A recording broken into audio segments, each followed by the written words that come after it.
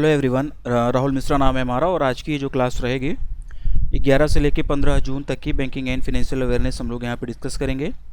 पिछली क्लासेस में हम लोगों ने 10 जून तक की banking and financial awareness discuss कर लिया था और आप सभी लोगों ने उन सारी चीज़ों को देख लिया होगा, उन सारी पुरानी क्लासेस को देख लिया होगा, ऐसी मैं उम्मीद कर रहा हूँ। ठीक है, इसी उम्मीद के साथ में आज की क्लास स्टार्ट करेंगे। पहला क्वेश्चन स्क्रीन पर है। आज की क्लास का पहला क्वेश्चन जून महीने का 30वां क्वेश्चन हमारे स्क्रीन पर है। देखो इसमें क्या बोला गया है। As per the RBI second bimonthly monetary policy of the financial year 24-25 what is the India's real projected GDP for the financial year 25। ठीक है, क्या कहना चाह रहा है ये क्वेश्चन। RBI की वित्तीय वर्ष 2024-25 की दूसरी द्वैमासिक मौद्रिक नीति के अनुसार फाइनेंशियल ईयर 2025 के लिए भारत का वास्तविक अनुमानित GDP क्या है, ये इस क्वेश्चन में पूछा गया है। ठीक है, क्वेश्चन बहुत ज़्यादा इंपॉर्टेंट है। क्वेश्चन बहुत ज़्यादा इंपॉर्टेंट है एग्जाम पॉइंट ऑफ व्यू से। तो आँख कान नाक गला मुंह सब कुछ खोल लीजिएगा अभी, अगर इस मोड में हो कि मुरारी बापू की कथा सुनाई जाएगी अभी और फिर ये क्वेश्चन खत्म होगा तो पंजीरी चरणामृत मिलेगा और 151 रुपये या 501 रुपये दे के मैं आप लोगों का चरण स्पर्श करूँगा। तो उससे थोड़ा सा बाहर आ जाना। RBI से रिलेटेड कहीं पे कोई भी चीज़ आ जाती है तो किसी भी बैंक एग्ज़ाम के लिए वो बहुत ज़्यादा इंपॉर्टेंट हो जाती है। और ये तो मॉनेटरी पॉलिसीज़ है, तो यहाँ पॉलिसी से संबंधित है, तो यहाँ पे तो और भी कई सारे क्वेश्चंस मिलेंगे आप लोगों को। कई सारे ऐसे RBI के प्रपोजल्स मिलेंगे जो अगले आने वाले टाइम पे उसको इम्प्लीमेंट करेगा RBI। ठीक है, तो ये इंपॉर्टेंट बनता है। मेरा इतना कहानी बताने का मतलब ये जो थोड़ा सा चीज़ें मैंने बोला आप लोगों को उटपटांग सा लग रहा होगा, ये यही था कि आप लोग थोड़ा सा ना चेतन मन और अचेतन मन जो होता है उन सारे कॉन्सेप्ट्स को समझते हुए दिमाग यहीं पे लगाना स्टार्ट करो। ठीक है, पहले आंसर जानते हैं फिर चीज़ों को एक्सपांड करेंगे। सही उत्तर इसका हो जाएगा ऑप्शन नंबर बी 7.2%। ठीक है, RBI का जो अभी सेकंड बाई मंथली जो मॉनेटरी पॉलिसी आई हुई थी फाइनेंशियल ईयर 24-25 की, उसके हिसाब से इंडिया का जो रियल प्रोजेक्टेड GDP है फाइनेंशियल ईयर 2025 के लिए वो 7.2% है। ये याद कर लेना, क्वेश्चन एग्जैक्ट मिल जाएगा ऐसे यहाँ पे। और एग्ज़ाम तक अगर आप लोगों की चेंज होगा तो फिर वो चेंज भी रहेगा। ठीक है, मैंने आपसे स्टार्टिंग में ही बोला हुआ था कि आप लोग क्या करना है कि जहाँ पे नोट्स वगैरह भी बनाते हो GDP के लिए एक अलग से पेज बना लिया करो। यहाँ पे आप लोग एजेंसीज़ का नाम लिख लिया करो, यहाँ पे GDPs लिख दिया करो। इससे क्या होगा कि हर बार जितनी अपडेटेड GDP आएंगी काट के वहाँ पे अपडेट करते रहोगे तो एग्ज़ाम के टाइम पे आप लोगों के पास में एक अपडेटेड GDP पूरी रहेगी। इधर उधर किसी वेबसाइट पर कहीं और भटकने की ज़रूरत नहीं होगी अपडेटेड GDP के लिए। ठीक, तो ये चीज़ आप लोग ध्यान रखना। टू दी पॉइंट चीज़ों को समझते हैं। 5 से 7 जून की टाइम याद कर लेते हैं। ठीक है ना, 5 से लेकर 7 जून को बीच में ये मॉनेटरी पॉलिसी कमेटी की मीटिंग RBI की हुई थी और इस मीटिंग में 8वीं बार लगातार रेपो रेट में कोई चेंजेस नहीं हुआ है। 8th टाइम, तो ये भी पूछा जा सकता है। 8वीं बार लगातार रेपो रेट में कोई भी चेंजेस नहीं हुआ है।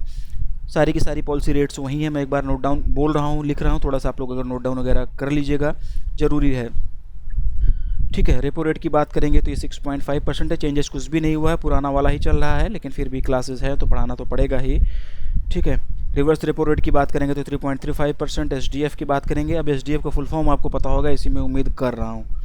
ठीक है, MSF की अगर हम लोग बात करेंगे तो MSF जो है वो 6.75% हो जाएगा। CRR की अगर हम लोग बात करें रेशियो की तो ये 4.5% हो जाएगा। SLR की अगर हम लोग बात करते हैं तो ये 18% हमेशा से ही रहता है। बैंक रेट की अगर हम लोग बात करेंगे तो ये 6.75% हो जाएगा। तो ये पॉलिसी रेट्स हैं, ये याद कर लेना, इंटरव्यू वगैरह में भी पूछे जा सकते हैं।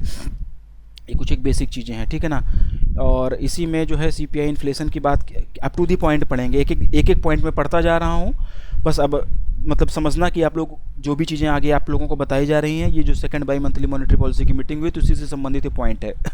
ठीक है, CPI इन्फ्लेशन जो है वो 4% रहेगा, ±2% का ऊपर नीचे इसमें हो सकता है। RBI ने 2.11 लाख करोड़, ठीक है ना, RBI ने 2.11 लाख करोड़ रुपए एज ए सरप्लस अमाउंट के रूप में गवर्नमेंट ऑफ इंडिया को ट्रांसफ़र किया है।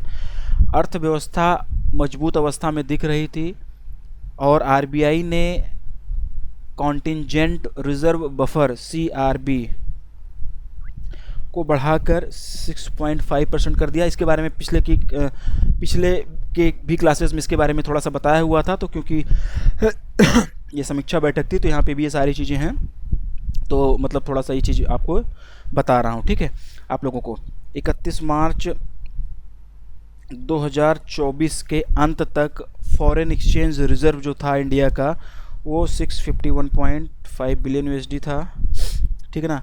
बैंकों की एसेट लायबिलिटी मैनेजमेंट को इम्प्रूव करने के लिए आरबीआई ने बल्क डिपॉजिट लिमिट को 2 करोड़ से बढ़ाकर 3 करोड़ कर दिया है। यहाँ से डायरेक्ट क्वेश्चन बनेगा, ये चीज़ ध्यान रखना। पीडीएफ भी इस पर्टिकुलर क्वेश्चन का पढ़ना, इस पर्टिकुलर क्वेश्चन का जैसे मंथ एंड कंप्लीट होगा पीडीएफ आप लोगों को अवेलेबल कराई जाएगी, उसको भी पढ़ना और भी डिटेल में वहाँ पे भी चीज़ें दी जाएंगी। और डिटेल में चीज़ें दी जाएँ कि नहीं दी जाएँ, कई बार क्या होता है कि वीडियो क्लासेस देखने के बाद में वीडियो क्लास में एक बार सारी चीज़ें पढ़ लो, नोट डाउन कर लो, उसके बाद में जब आप रिवीजन के पर्पज़ से पीडीएफ देखोगे तो सारी चीज़ें दिमाग में बैठ जाती है। मैं हमेशा से बोलता हूँ कि एक सही तरीका, अगर आपने कोई सा भी कोर्स परचेज़ किया है तो सही तरीका पढ़ने का यही है कि वीडियो क्लास भी देखो, पीडीएफ भी पढ़ो, क्विजेज़ जो आ रहे हैं, फ्री वाली क्विजेज़ जो ऐप में आप लोगों को मिल रही हैं उसको भी जाके आप लोग पार्टिसिपेट उसमें कर सकते हैं, ठीक है ना। आपने देखा होगा कि ऐप में और भी फीचर मैंने थोड़ा बहुत ऐड ऑन करा दिए हैं। डाउट का एक अलग से सेशन भी ऐड करा दिया है, आस्क योर डाउट्स करके, वहाँ पे जाके आप लोग अपने डाउट्स भी पूछ सकते हो। डाउट्स आप सब्जेक्ट वाइज भी पूछ सकते हो, उसमें जैसे आप कोई क्वेश्चन नहीं समझ में आ रहा है तो उसमें फोटोज़, इमेजेस, वॉइस नोट्स में भी आप अपने डाउट्स पूछ सकते हो। पूरा स्टडी प्लेटफॉर्म पर मतलब बना रखा है कि आप लोग अपने ग्रुप में आओ, अपना दोस्तों के साथ में वहाँ पर भी पढ़ाई कर सकते हो, बातचीत कर सकते हो। कहीं पर कोई क्वेश्चन नहीं समझ में आ रहा तो एक दूसरे से बातचीत कर सकते हो, ठीक है। इस तरीके के फीचर्स मिल रहे हैं, तो ऐप में जो भी चीज़ें मिल रही हैं एक्सप्लोर आप लोग करो, ठीक है। हम लोग फिलहाल क्वेश्चन पे वापस आते हैं। 2 करोड़ से बढ़ाकर 3 करोड़ कर दिया गया है, ये चीज़ आप लोग याद रखना। और ऑनलाइन फ्रॉड्स, पेमेंट फ्रॉड्स, इन सब से बचने के लिए आरबीआई ने एक digital payments intelligence platform setup करने का प्रपोजल रखा हुआ है। फिर से सुन लो, digital payment intelligence platform setup करने का प्रपोजल रखा हुआ है आरबीआई ने इस मॉनेटरी पॉलिसी मीटिंग के दौरान, जिससे कि जो भी ऑनलाइन फ्रॉड्स होते हैं, जो भी पेमेंट से रिलेटेड फ्रॉड्स होते हैं, उनसे बचा जा सके, ठीक है। तो ये चीज़ भी आप लोग याद रखना। और इसके लिए ये जो डिजिटल पेमेंट्स इंटेलिजेंस प्लेटफॉर्म है, इसका प्रपोजल जो रखा गया है सेटअप करने का एमपीसी में, इसके लिए आरबीआई ने एक कमेटी भी बना दी है। और वो जो कमेटी है वो एपी होटा, ठीक ना, एपी होटा जी की अध्यक्षता में वो कमेटी बनाई गई है। और एपी होटा का परिचय किसी के परिचय के मोहताज नहीं है, ये एनपीसीआई के फॉर्मर एमडी एंड सीईओ हैं। ये एनपीसीआई के फॉर्मर एमडी एंड सीईओ हैं। अगर आप बैंकिंग एस्पिरेंट्स हो, थोड़ा बहुत अपडेटेड रहते हो, तो एपी होटा के बारे में आप लोग जानते होंगे। होटा, होता, कुछ भी किसी भी तरीके से आप लोग प्रोनाउंशिएट कर सकते हो। तो इसके लिए आरबीआई ने एक कमेटी बना दी हुई है एपी होता जी की अध्यक्षता में, जो कि फॉर्मर एमडी एंड सीईओ हैं एनपीसीआई के। जो कि ये कमेटी जो है काम क्या करेगी, ये कमेटी ये जो डिजिटल पेमेंट्स इंटेलिजेंस प्लेटफॉर्म है, इसी से संबंधित मुद्दों पर विचार करेगी और 2 महीने के भीतर, टाइम याद रखना, 2 महीने के भीतर अपने सुझाव दे देगी कि किस तरीके से इस प्लेटफॉर्म को डेवलप करना है, क्या क्या चीज़ें इसमें कंसिडर करना है। पूरा सुझाव, पूरा विस्तृत अध्ययन करके पूरा एक रूपरेखा बना के ये सौंप देगी 2 महीने के अंदर। अगले पॉइंट्स की तरफ बढ़ते हैं। फास्टैग, एनसीएमसी, यूपीआई लाइट, इनके सबके लिए रिकरिंग पेमेंट की सुविधा करने जा रहा है आरबीआई ई मैंडेट फ्रेमवर्क के तहत में। यूपीआई लाइट वॉलेट के लिए ऑटो रिप्लेनिशमेंट भी इंट्रोड्यूस किया जाएगा आरबीआई के द्वारा, ऐसा इसमें बोला है। आरबीआई ने अपने हैकाथॉन का 3rd एडिशन लॉन्च किया है। किस नाम से लॉन्च किया है मैं लिख रहा हूँ, ठीक है, किस नाम से ये हैकाथॉन लॉन्च किया गया है मैं लिख रहा हूँ, हार्बिंगर, ठीक, हार्बिंगर 2024 नाम से ये 3rd हैकाथॉन आरबीआई के द्वारा लॉन्च किया गया है, ठीक है। हार्बिंगर 2024 इनोवेशन फॉर ट्रांसफॉर्मेशन, ठीक है ना। पूरा हैकाथॉन मतलब हैकाथॉन का पूरा नाम अगर हम लोग बात करेंगे तो हार्बिंगर 2024 इनोवेशन फॉर ट्रांसफॉर्मेशन नाम से ये लॉन्च किया गया है। और ये आरबीआई के हैकाथॉन का 3rd एडिशन है। इसकी जो थीम है, 2 थीम है इस बार, ठीक है ना। इस हैकाथॉन की थीम 2 हैं। पहली थीम है zero financial frauds, zero financial frauds. दूसरी जो थीम है बीइंग दिव्यांग friendly, being human Salman Khan वाली ब्रांड नहीं है, तो वही वाला बीइंग दिव्यांग, जो विकलांग व्यक्तियों को नाम बदल के दिव्यांग कर दिया गया है, और फ्रेंडली, ठीक। तो बीइंग दिव्यांग फ्रेंडली और जीरो फिनेंशियल फ्रॉड, ये 2 थीम है किसकी, इस हैकाथॉन की, जो कि 3rd हैकाथॉन है आरबीआई के द्वारा। अब इस हैकाथॉन का प्राइस कितना होगा, क्या प्राइस मनी वगैरह मिलेगा, तो इस हैकाथॉन का जो प्राइस मनी है वो 40 लाख रुपए का प्राइज़ मनी इसके विनर्स को मिलेगा। और महिलाओं का विशेष ध्यान देते हुए बेस्ट ऑल वुमेन टीम के लिए, मतलब कि वो टीम जिसमें पूरी की पूरी महिलाएं रहेंगी, उसमें से जो बेस्ट टीम होगी उसको 20 लाख रुपए का स्पेशल प्राइज़ भी रखा गया है। और सभी शॉर्ट लिस्टेड टीम को, मतलब कि इस हैकाथॉन के लिए ऐसा तो है नहीं कि हम आप जाके अप्लाई करते हैं और शॉर्ट लिस्ट हो जाएंगे, नहीं, उसके कुछ क्राइटेरियाज होते हैं, कुछ उसके एलिजिबिलिटी क्राइटेरियाज होते हैं। उन सारी चीज़ों को देखने के बाद में टीम को शॉर्टलिस्ट किया जाता है इस हैकाथॉन के लिए। तो जो टीमें शॉर्टलिस्ट कर ली जाएंगी इस हैकाथॉन के लिए, उनको 5 लाख रुपए मिलेंगे ही मिलेंगे, चाहे वो जीतें या चाहे ना जीतें, इतना तो उनको मतलब दिया ही जाएगा। ठीक, तो क्वेश्चन जो बनेगा वो बनेगा 40 लाख वाला अमाउंट पूछ लेंगे।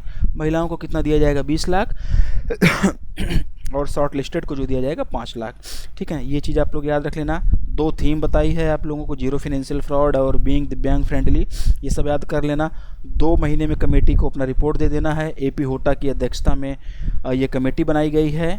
ठीक है, तो ये सारी चीज़ें याद करना और इस पर्टिकुलर क्वेश्चन का PDF भी पढ़ना।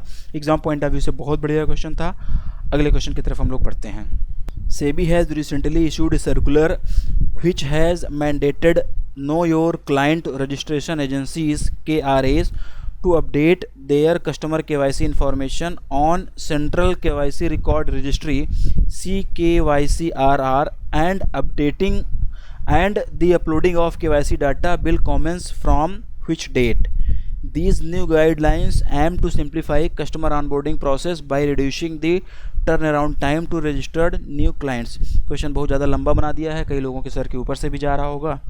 ठीक है, कोई बात नहीं, क्वेश्चन हिंदी में भी इसीलिए लिखते हैं कि क्वेश्चन तो समझ में आ जाए। क्वेश्चन समझ में आ जाएगा तभी आंसर याद रहेगा। तो क्या बोला गया है कि SEBI ने एक हाल ही में परिपत्र जारी किया हुआ है, यानी कि SEBI ने हाल ही में एक सर्कुलर जारी किया हुआ है जिसमें अपने ग्राहकों को जाने पंजीकरण एजेंसियों के लिए, यानी कि जो भी KRAs हैं उनको केंद्रीय KYC रिकॉर्ड रजिस्ट्री पर अपने ग्राहकों की KYC जानकारी अपडेट करने का आदेश दिया गया है और KYC डाटा अपलोड करने के लिए बोला गया है। तो ये जो KYC डाटा अपलोड करने के लिए बोला गया है ये कब से शुरू होगा, यही इसमें पूछा गया है। और ये जो नया दिशा निर्देश आया है उसका मुख्य उद्देश्य क्या है? उसका मुख्य उद्देश्य नए ग्राहकों को पंजीकृत करने के लिए टर्न अराउंड समय को कम करके ग्राहक ऑनबोर्डिंग प्रक्रिया को सरल बनाना। मतलब कि ग्राहकों का जो रजिस्ट्रेशन वाला प्रोसेस होता है, जो उसका टर्न अराउंड टाइम होता है, जिसको हम लोग टैट बोलते हैं, इसको कम करना, ज़्यादा समय ना लगे। आसान भाषा में समझे तो टैट वगैरह पे आप लोग मत जाओ। अगर समझ में आ रहा है तो ठीक है, नहीं समझ में आ रहा है तो बहुत ज़्यादा कॉम्प्लिकेटेड करने की ज़रूरत नहीं है। कि जो प्रोसेसिंग का टाइम है, टर्न अराउंड टाइम है, उसको कम करना है और जो ग्राहकों की ऑनबोर्डिंग प्रक्रिया है उसको सरल बनाना है। ठीक है, तो ये जो KYC डाटा अपलोड करना है SEBI के हाल ही में दिशा निर्देश के अनुसार, वो कब से शुरू होगा ये इसमें पूछा गया है। ठीक है, यही इस क्वेश्चन का मतलब था। तो इसका जो उत्तर हो जाएगा 1 अगस्त 2024, ऑप्शन नंबर बी। ठीक है, 1 अगस्त, यहाँ पे क्या आ जाएगा 1 अगस्त 2024। ठीक, ये चीज़ आप लोग याद कर लेना। कुछ एक पॉइंट्स इसके और जानते हैं। ठीक है, कुछ एक पॉइंट्स और जानते हैं, टू दी पॉइंट ही बात करेंगे। SEBI का सर्कुलर है तो कई बार SEBI की सर्कुलर से भी क्वेश्चंस पूछे जाते हैं। SEBI का सर्कुलर बहुत डीप में तो नहीं पूछा जाता है, लेकिन जैसे SEBI का सर्कुलर कोई आ गया तो उसकी डेडलाइन क्या है, जैसे ये है, ये पूछ लिया जाएगा। या फिर कुछ डेट के स्लॉट्स वगैरह में चेंज किया गया है, 5 दिन था पहले 10 दिन कर दिया गया है, या पहले 10 दिन था 5 दिन कर दिया गया है, इस तरीके से जाते हैं। बहुत ज़्यादा कमोडिटी स्टॉक्स और उसके टिपिकल टर्मिनोलॉजीज़ में नहीं जाते हैं। जो सर्कुलर इंपॉर्टेंट होता है वो RBI का होता है। SEBI के सर्कुलर से बहुत डीप में, बहुत डेप्थ में क्वेश्चंस नहीं आते हैं, अभी तक का जो पैटर्न रहा है। लेकिन जिस तरीके से क्वेश्चंस बनते हैं वो मैं आपको करा रहा हूँ। ठीक है, तो टू दी पॉइंट अब जो है वो बताने जा रहा हूँ, ध्यान से सुनना आप लोग। ठीक है ना, कुछ एक बातें इस क्लास को, मतलब इस क्वेश्चन को आगे बढ़ाने के लिए, जब भी KRAs की मैं बात करूँगा आपको समझ में आ जाना चाहिए कि know your client registration agencies की बात हो रही है। जब भी CKYCRR बोलूँ आपको समझ में आ जाना चाहिए कि KYC information on central KYC record registry की बात हो रही है। तो ये सब आपको बेसिक चीज़ें समझ में आ जानी चाहिए, क्योंकि हर बार इतने लंबे लंबे नाम लेना थोड़ा सा मेरे लिए भी सही नहीं रहता है और आपके लिए भी सही नहीं रहेगा। ठीक है, पहला पॉइंट इसमें है, ये बोला है गया है इसमें कि KRAs को इंटरमीडियरीज से 7 दिनों के भीतर या फिर prevention of money laundering rules के तहत नोटिफाइड किसी अन्य समय सीमा के भीतर CKYCRR सिस्टम पर सत्यापित या फिर मान्य KYC अपलोड करनी होगी। ठीक, तो ये जो 7 डेज वाली दिन बताया आपको, ये चीज़ यहाँ से इंपॉर्टेंट बनता है। ठीक है, फिर से सुनो आप लोग, फिर से सुनो। ठीक है, ज़रूरी चीज़ें हैं, 2 बार मैं बोल के यहीं पे रटाने की कोशिश करूँगा। आँख खोल के, कान खोल के ध्यान से सुनो। KRAs, देखो कई बार चीज़ें नहीं समझ में आती तो बहुत ज़्यादा डीप में उलझने की ज़रूरत नहीं। मैं हमेशा से बोलता हूँ कि उतनी चीज़ें पढ़ेंगे जिससे हमारा क्वेश्चंस बन जाए। ना तो बैंकिंग एंड फाइनेंस में PhD करनी है, ना तो हमें थीसिस लिखनी है, हमको सिर्फ और सिर्फ IBPS का एग्ज़ाम क्लियर करना है। तो जो चीज़ें ज़रूरी हैं वही चीज़ें पढ़ी जाएंगी, ठीक है। KRAs को इंटरमीडियरीज से 7 दिनों के भीतर या फिर जो भी prevention of money laundering PML rules के तहत में नोटिफाइड समय सीमा होती है उसके भीतर CKYC-RR सिस्टम पर कोई भी सर्टिफाइड या कोई भी सत्यापित या फिर कोई मान्य KYC अपलोड करनी है, ठीक है। और इससे पहले रजिस्टर्ड इंटरमीडियरीज को अकाउंट बेस्ड रिलेशन शुरू होने के 10 दिनों के भीतर ग्राहकों की इलेक्ट्रॉनिक KYC की प्रति प्रस्तुत करनी होती थी, ठीक है ना। ये जो 7 दिन वाला हिसाब किताब आया, इससे पहले रजिस्टर्ड इंटरमीडियरीज को अकाउंट बेस्ड रिलेशनशिप शुरू होने के 10 दिनों के भीतर ग्राहकों की इलेक्ट्रॉनिक KYC प्रस्तुत करनी होती थी, ठीक है। ये चीज़ अभी आप लोग याद रखना। और 1 अगस्त 2024 ये डेट आपको याद ही हो गई होगी। 1 अगस्त 2024 से 6 महीने के भीतर KRAs को ये इंश्योर करना है कि KYC इंफॉर्मेशन CKYC-RR पर अपलोड है या नहीं। तो 6 मंथ का टाइम भी दिया गया है, ठीक। तो ये चीज़ भी आप लोग याद रखना। बाकी इसका थोड़ा सा PDF भी पढ़ लेना है एक बार आप लोग। आगे बढ़ते हैं। In order to extend its financial services to women entrepreneurs in rural and semi-urban regions across India, Muthoot Microfinance Limited has announced a strategic co-lending partnership with which bank? Bharat भर के ग्रामीण और अर्ध शहरी क्षेत्र में महिला उद्यमियों तक अपनी वित्तीय सेवाओं का विस्तार करने के लिए मुथूट माइक्रोफिन लिमिटेड ने किस बैंक के साथ एक रणनीतिक सह ऋण साझेदारी की घोषणा की है? ये इस क्वेश्चन का हिंदी में मतलब है, ठीक है। ऑप्शंस आप लोगों के सामने दिए गए हैं। सही उत्तर की अगर हम लोग बात करेंगे तो स्टेट बैंक ऑफ इंडिया इसका सही उत्तर हो जाएगा, ठीक है। किया क्या गया है इसमें? को लेंडिंग पार्टनरशिप की गई है। किस बैंक के साथ में की गई है? SBI के साथ में की गई है। और कौन मिला हुआ है? Muthoot Microfin limited. तो आपको जो याद रखना है, इस मुथूट माइक्रोफिन लिमिटेड को SBI के साथ में जोड़ लो। इन दोनों के बीच में को लेंडिंग की गई है। को लेंडिंग पार्टनरशिप की गई है।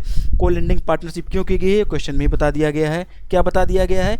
In order to extend its financial services to women entrepreneurs in rural and semi urban regions of India.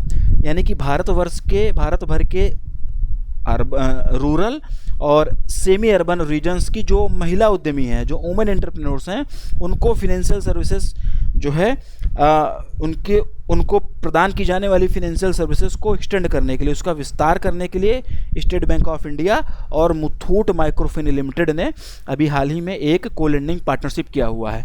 इस पार्टनरशिप के तहत में मुथूट और SBI दोनों मिलकर ज्वाइंट लायबिलिटी ग्रुप्स के महिला मेंबर्स को मिनिमम 10,000 रुपये और मैक्सिमम 3 लाख रुपए, ठीक है ना। ये है मिनिमम, ये है मैक्सिमम, ठीक। तो इस पार्टनरशिप के तहत में जो भी मतलब मुथूट फाइनेंस और मुथूट फिनकॉर्प, माइक्रोफिन लिमिटेड और SBI ये दोनों मिलकर ज्वाइंट लायबिलिटी ग्रुप्स के जो महिला मेंबर्स होंगी उनको कम से कम 10,000 रुपये का और ज़्यादा से ज़्यादा 3 लाख रुपए तक का लोन वगैरह प्रोवाइड करेंगे। बस इतना ही इस पर्टिकुलर क्वेश्चन में जानना था। आगे बढ़ते हैं। In order to provide secured business loan to MSMEs, ASO Finance has recently signed a co lending agreement with which bank? ठीक है, MSMEs को असुरक्षित व्यवसाय ऋण प्रदान करने के लिए ASO फाइनेंस ने हाल ही में किस बैंक के साथ सह उधार समझौते पर हस्ताक्षर किया है? ये इस क्वेश्चन का हिंदी में मतलब है। ऑप्शन दिए गए हैं आप लोगों के सामने। सही उत्तर की अगर बात करेंगे तो HDFC bank, option number A, ठीक है। क्या उत्तर हो जाएगा सही इसका? HDFC bank. HDFC बैंक का नाम याद कर लेना, ASO फाइनेंस का नाम याद कर लेना। इन दोनों ने भी हाल ही में एक को लेंडिंग एग्रीमेंट साइन किया हुआ है, ठीक है, जिससे कि MSMEs को अनसिक्योर्ड बिजनेस लोन वगैरह प्रोवाइड किया जा सके, ठीक है ना। अब इसकी एलिजिबिलिटी क्राइटेरिया क्या होगी, लोन रेंज वगैरह क्या होगा, ठीक है ना, unsecured loans, unsecured business loans वगैरह क्या है, इस पे इन सब चीज़ों पे जाने की ज़रूरत अभी यहाँ पे नहीं है, ठीक है। टू द पॉइंट चीज़ों को पढ़ते हैं, आगे बढ़ते हैं। In order to enhance India's business presence in East Africa and boost trade and investment between India and Kenya, which of the following organization has recently inaugurated its representative office in Nairobi, Kenya? ठीक है, क्या कह रहा है ये? पूर्वी Africa में भारत की व्यावसायिक उपस्थिति को बढ़ाने और भारत और केन्या के बीच में व्यापार और निवेश को बढ़ावा देने के लिए निम्नलिखित में से किस संगठन ने हाल ही में केन्या के नैरोबी में अपना प्रतिनिधि कार्यालय का उद्घाटन किया है? मतलब कि रिप्रेजेंटेटिव ऑफिस का उद्घाटन किया है, ये इसमें पूछा गया है। ठीक है, Exim bank, option number C इसका सही उत्तर हो जाएगा। Export import bank of India. ठीक, बस वन लाइनर ही करेंगे, आगे बढ़ते हैं।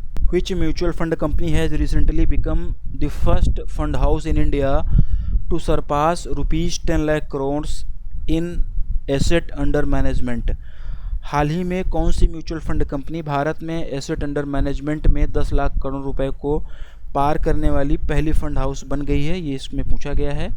ठीक है, डायरेक्ट इसका आंसर जानते हैं। SBI mutual fund, one liner ही करेंगे, बहुत ज़्यादा डीप में इसके भी जाने की ज़रूरत नहीं है। जिस क्वेश्चन में जितने एक्सप्लेनेशन की रिक्वायरमेंट रहेगी उतना एक्सप्लेनेशन दे दिया जाएगा आप लोगों को वीडियो क्लास में भी। बाकी पीडीएफ तो आप लोगों को मिल ही रही है, वहाँ से भी एक बार आप पढ़िएगा, रिवीजन जरूर करिएगा। मैं हमेशा से बोलता हूँ वीडियो क्लास देखो, उसके बाद में पीडीएफ करो, मज़ा आ जाएगी आप लोगों को, इतनी बेहतरीन तैयारी आप लोगों की हो जाएगी। और अभी तो ब्रांच बैंकिंग भी मैं ऐड कर रहा हूँ ना, बैंकिंग मास्टर 3 में काफ़ी सारे क्वेश्चन वहाँ पे भी बहुत अच्छे अच्छे मैं डाल रहा हूँ, तो वहाँ पे भी आप लोग उसको देखते रहिएगा। बहुत ही ज़्यादा बेहतरीन मज़ा आने वाली है इस बार, इतना अच्छा कंटेंट दिया जा रहा है आप लोगों को ना। अगर चीज़ें अगर आप लोगों को याद रह गई ना, एग्ज़ाम देने के बाद में फिर आप लोगों को मज़ा ही आ जाएगी ना, मतलब लगेगा कि क्या मतलब मिला हुआ था, और क्वेश्चन जब आप करके आओगे तो मज़ा ही आएगी। ठीक है, चलो आगे बढ़ते हैं। Which bank has recently acquired a 6.125% stake in CCIL IFSC limited?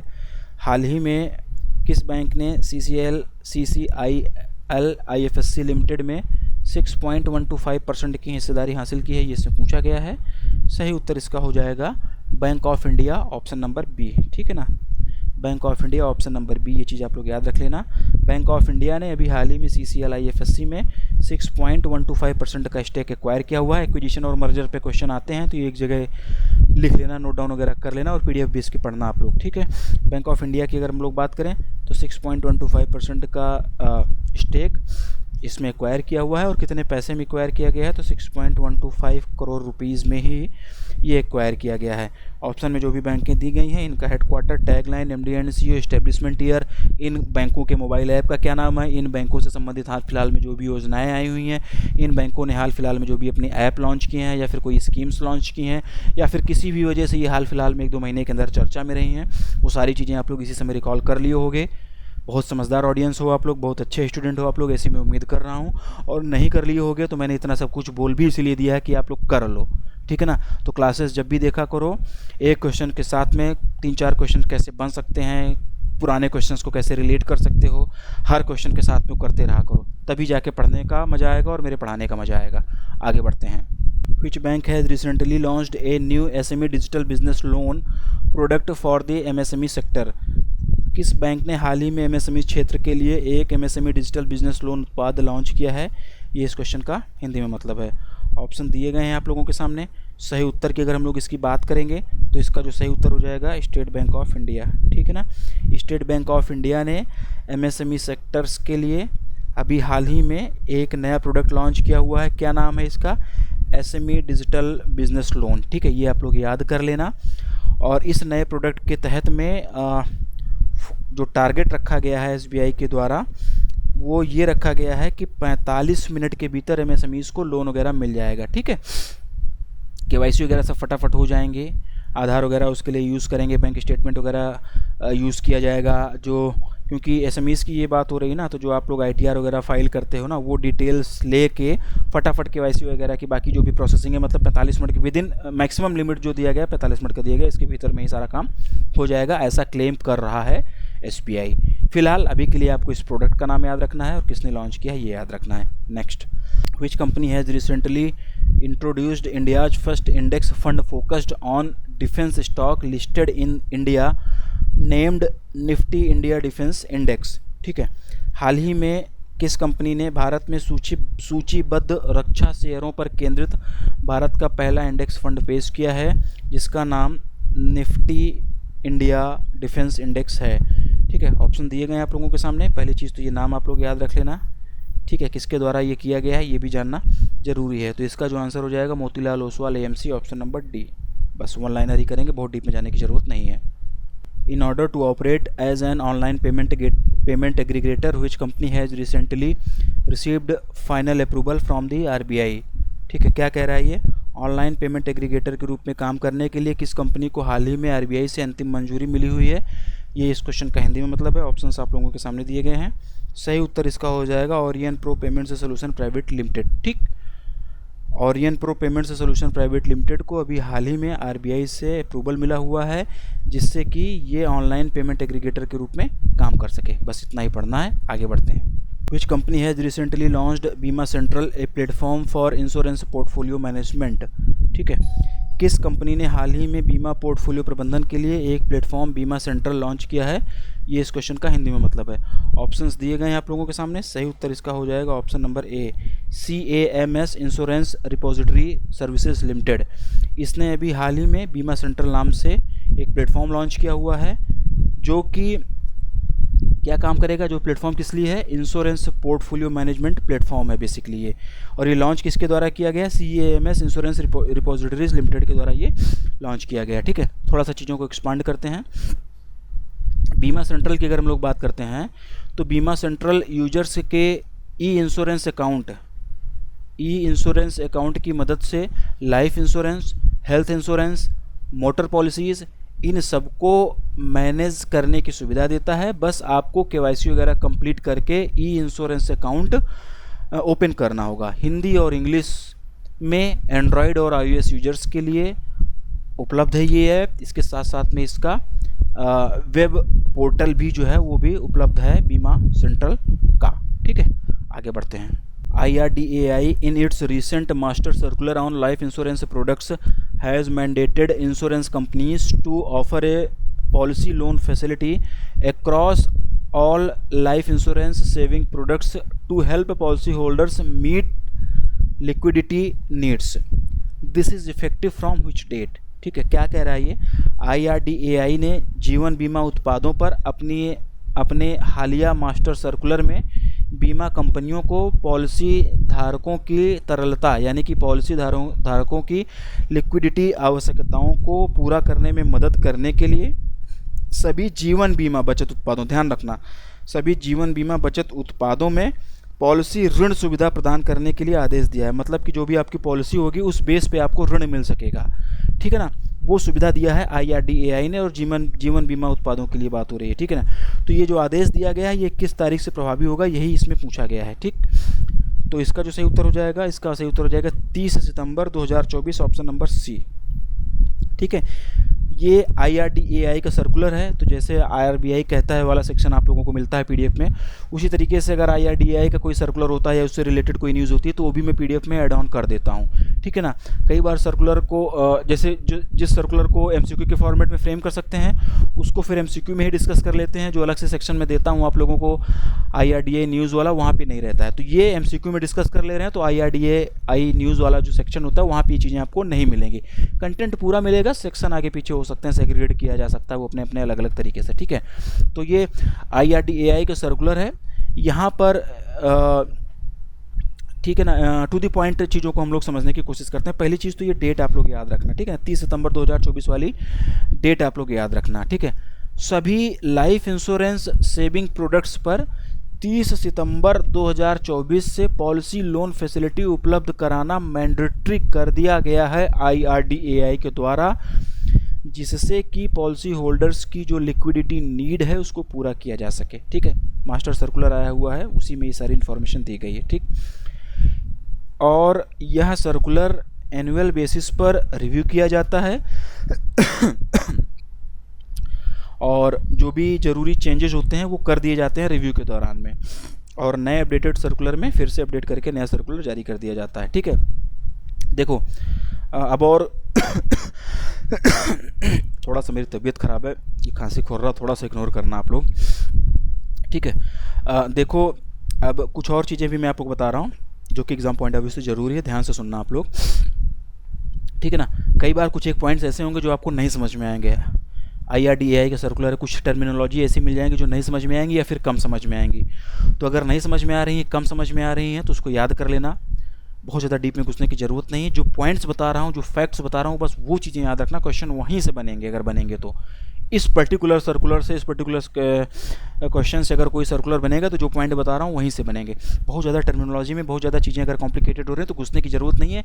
ये बात हमेशा ध्यान में रखना है कि हमको IBPS का एग्ज़ाम देना है, बैंकिंग एंड फाइनेंशियल अवेयरनेस से मास्टरी PhD नहीं करना है। क्या पढ़ना है, इससे ज़्यादा हमको ये जाना ज़रूरी है, ये आए कि हमको क्या छोड़ना है। ठीक, पॉइंट्स को जानो, क्या पॉइंट है। सभी नॉन लिंक्ड सेविंग प्रोडक्ट्स जो कि सरेंडर वैल्यू ऑफ़र करते हैं वो इस पॉलिसी लोन के लिए एलिजिबल होंगे सरेंडर वैल्यू के आधार पर। सभी लाइफ इंश्योरेंस सेविंग प्रोडक्ट्स के लिए ये अनिवार्य कर दिया गया है पॉलिसी लोन फैसिलिटी ऑफ़र करना। ठीक है ना, मतलब कि पॉलिसी लोन फैसिलिटी ऑफ़र करना सभी लाइफ इंश्योरेंस सेविंग प्रोडक्ट्स के लिए अनिवार्य कर दिया गया है IRDAI के द्वारा।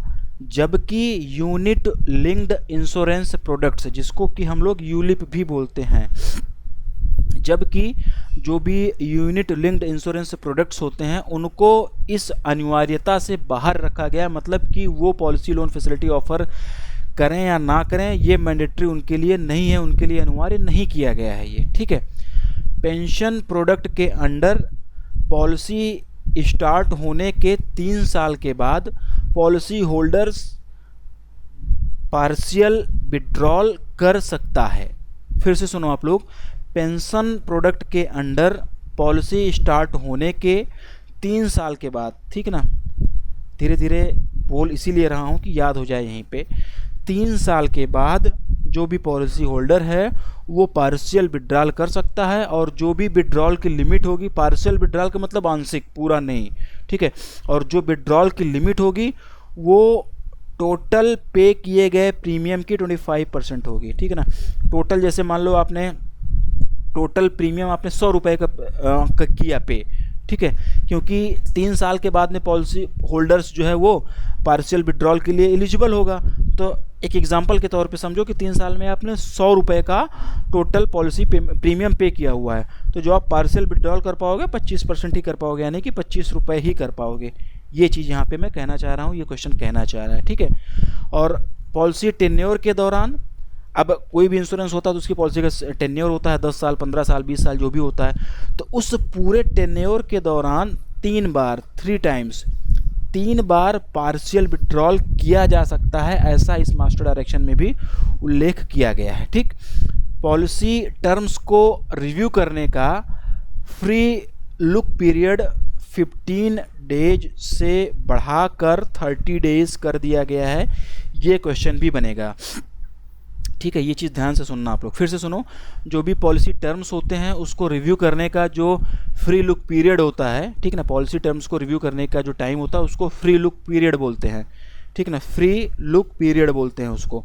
तो उसका जो टाइम था पहले 15 दिन का था, लेकिन अब उसे बढ़ा के 30 दिन कर दिया गया है। ये चीज़ भी आप लोग याद रखना। ठीक है, और क्या बोला गया है इस मास्टर सर्कुलर में, ध्यान से सुनना, यहाँ से क्वेश्चंस बनेंगे। जो भी पॉइंट्स बता रहा हूँ मैं अननेसेसरी चीज़ें नहीं उठा के लाया हूँ। ठीक है ना, ये समझ लो कि जैसे क्रीम निकाल ली जाती है ना, दूध से क्रीम निकाल ली जाती है, मलाई निकाल ली जाती है, मक्खन निकाल लिया जाता है, वही चीज़ें आपको यहाँ पे करा रहा हूँ। तो एक्टिव मोड में रहो थोड़ा सा, ठीक है ना। अगर ख्यालों में खोए हुए हो किसी के ये क्वेश्चन देखते हुए, तो उस ख्यालों से फिर से वापस आ जाओ यहाँ पे, क्योंकि होता क्या है कि बाद में क्वेश्चंस बन जाता है, फिर आप लोगों का रोना धोना शुरू होता है कि यार नहीं समझ में आया, वो नहीं समझ में आया, क्या क्वेश्चन पूछ लिया था, बहुत डीप में पूछ लिया था, कम डीप में पूछ लिया था ना। तो एक्टिवली सुनो इस चीज़ को। ठीक है, देखो, और सर्कुलर में क्या बोला गया है कि बीमा लोकपाल के निर्णयों को 30 दिन के भीतर लागू करने या फिर अपील करने में विफल रहने पर बीमा कंपनियों को प्रतिदिन 5,000 रुपये का जुर्माना लगाने का प्रावधान रखा गया है।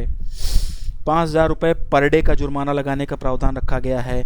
और डेज़ वाली जो लिमिट है वो 30 डेज़ की लिमिट है। फिर से इस लाइन को मैं बोलूँगा, आप लोगों को सुनना पड़ेगा।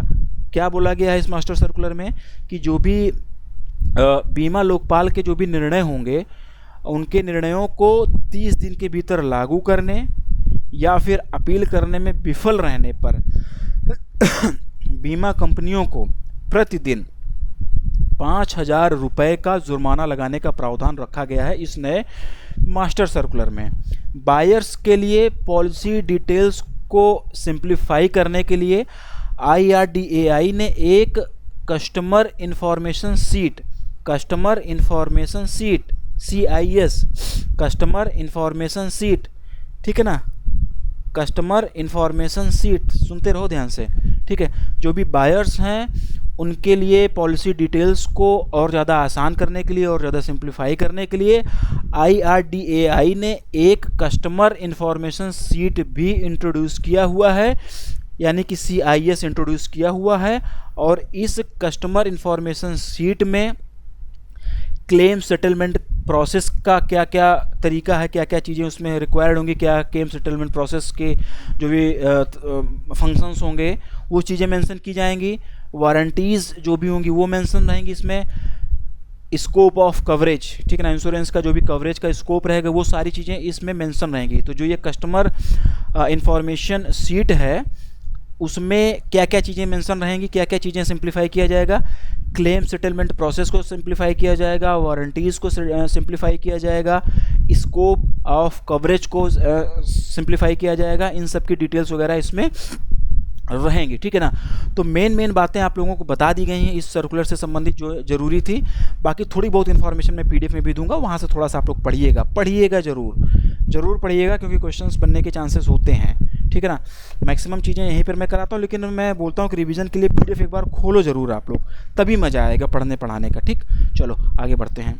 Which bank has recently launched NRI banking solution in the form of various deposit accounts, namely non-resident external, non-resident ordinary यानी कि NRE, NRO, FCNR and RFC, each designed especially to make NRI banking easier and reliable। ठीक है, समझो किस bank ने हाल ही में विभिन्न जमा खातों के रूप में NRI बैंकिंग समाधान शुरू किए हुए हैं, ठीक है। जैसे कि अब ये कौन कौन से सुविधाएं इसमें दी गई, ये चीज़ दिया गया है, और प्रत्येक को विशेष रूप से NRI बैंकिंग को आसान और विश्वसनीय बनाने के लिए डिज़ाइन किया गया है। क्वेश्चन को मैं फिर से समझाता हूँ। इसमें उस बैंक का नाम पूछा गया है जिसने कि NRI बैंकिंग सोल्यूशन एक हाल में लॉन्च किया हुआ है, जिससे कि जो भी NRI बैंकिंग है उसको और ज़्यादा ईजियर और ज़्यादा रिलायबल बनाया जा सके। अब ये अकाउंट्स के नाम है, इस जो बैंकिंग सोल्यूशंस लॉन्च किया गया है, जो सुविधा शुरू की गई, उसमें क्या क्या फैसिलिटी मिलेगी, ये इन फैसिलिटीज़ के नाम दिए गए हैं, ठीक है। इस तरीके से क्वेश्चंस कई बार मैं फ्रेम कर देता हूँ कि कुछ एक इन्फॉर्मेशन आपको क्वेश्चन से भी मिल जाए, कुछ इन्फॉर्मेशन ऑप्शन से मिल जाए, कुछ इन्फॉर्मेशन मेरे एक्सप्लेनेशन से मिल जाए, कुछ इन्फॉर्मेशन आपको PDF से भी मिल जाए, ठीक है। तो इसका जो सही उत्तर हो जाएगा, इसका सही उत्तर हो जाएगा bank of Maharashtra, option number B, ठीक है। Bank of Maharashtra option number B इसका सही उत्तर हो जाएगा। उन NRIs के लिए बेसिकली ये सब कुछ लॉन्च किया जा रहा है जो अपनी अर्निंग्स को इंडियन रुपीज़ में मैनेज करना चाहते हैं। सेविंग, रिकरिंग, करंट और टर्म डिपॉजिट जैसी सुविधाएं प्रदान की जाएंगी इसके तहत में, और इन सब अकाउंट्स में जो भी इंटरेस्ट रेट अर्न होगा वो इनकम टैक्स से एग्जम्प्टेड होगा, मतलब कि उस पर इनकम टैक्स नहीं लगेगा। इसके साथ साथ इन अकाउंट्स में जो भी बैलेंस रहेगा उस पर वेल्थ टैक्स नहीं लगेगा, वो वेल्थ टैक्स से फ्री रहेगा। इस सर्विसेज के तहत में जॉइंट अकाउंट भी खोले जा सकते हैं, ऐसा इसमें बताया गया है। बाकी यहाँ पे जिक्र हुआ है, ठीक है ना, किसका, NRO का जिक्र हुआ है, NRE का जिक्र हुआ है, FCNR का जिक्र हुआ है और RFC का जिक्र हुआ है, ठीक है। इनके बारे में पिछले कई सारे क्लासेस में मैंने पढ़ाया हुआ था, अकाउंट के टाइप्स वगैरह हैं ये, तो यहाँ पे अभी नहीं करूँगा, क्लासेस बहुत ज़्यादा लंबी करने का नेसेसरी ज़रूरत नहीं है। इंटरव्यू के क्वेश्चंस यहाँ से बन सकते हैं, पूछा जा सकता है इंटरव्यू में आप लोगों से कि NRO अकाउंट क्या होता है, FCNR क्या होता है, RFC क्या होता है, तो ये PDF में मैं दे दूँगा, वहाँ से आप लोग इसको एक बार देख जरूर लीजिए, ठीक है। कुछ एक बातें और मैं बताता हूँ यहाँ पे।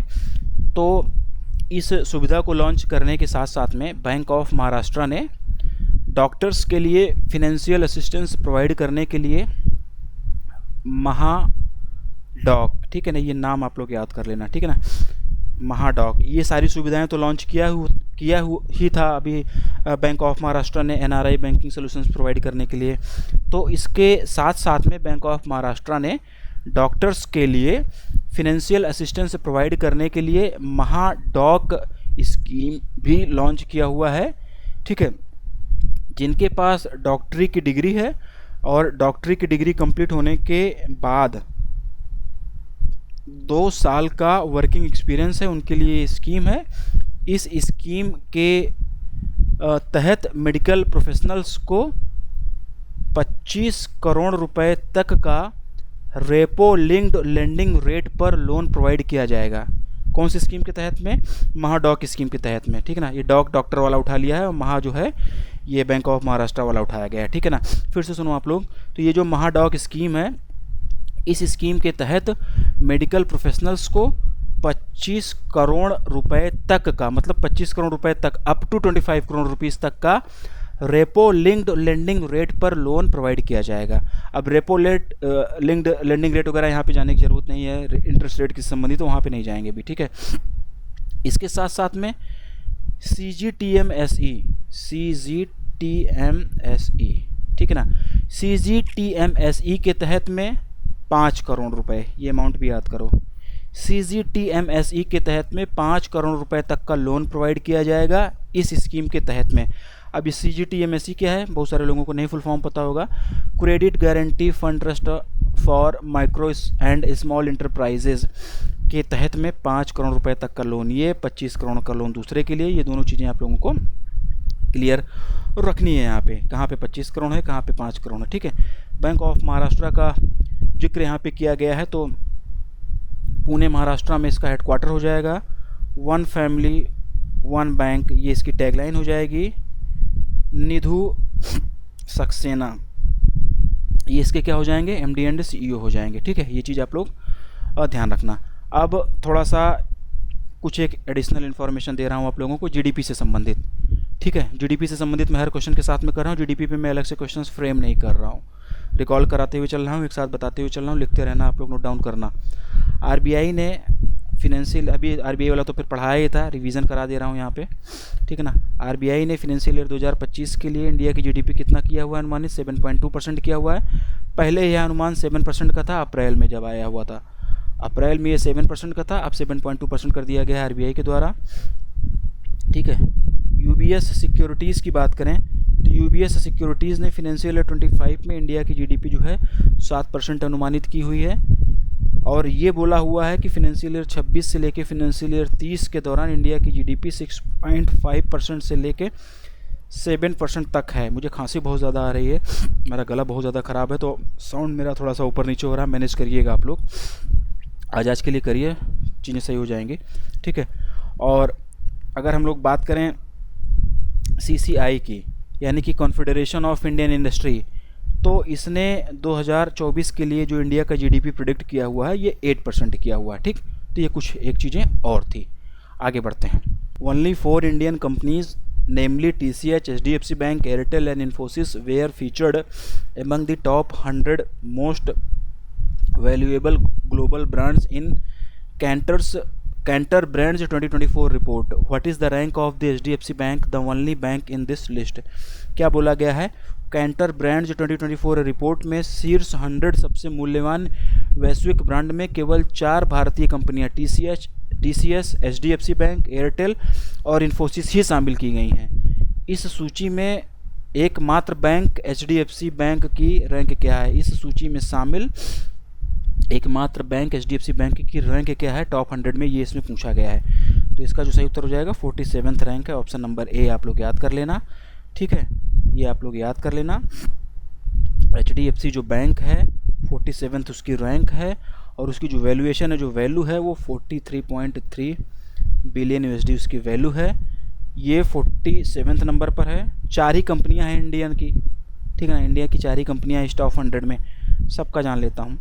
46 नंबर पर TCS है, इसकी जो वैल्यू है 44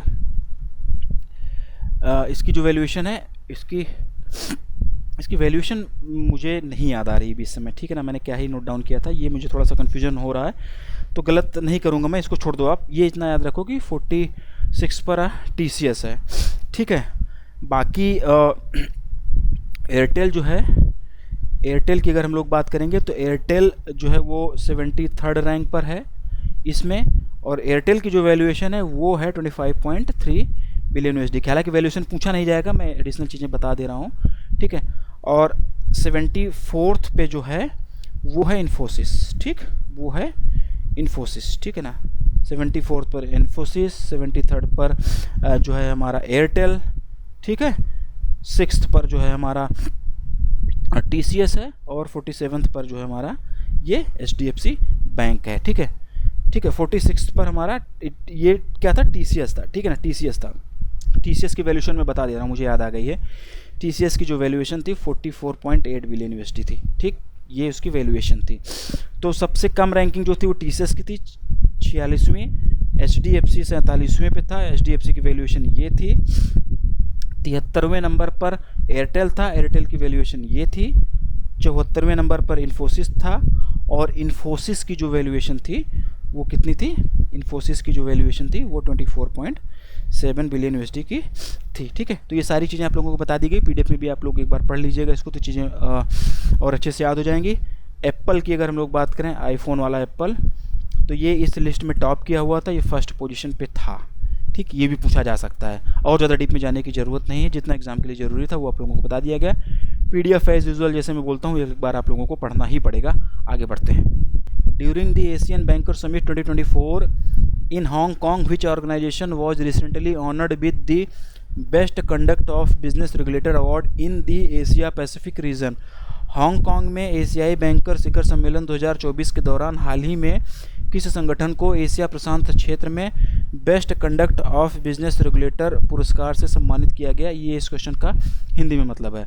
ऑप्शंस दिए गए हैं आप लोगों के सामने, सही उत्तर इसका हो जाएगा SEBI, securities exchange board of India, option number C, ये इसका सही उत्तर हो जाएगा, ठीक है।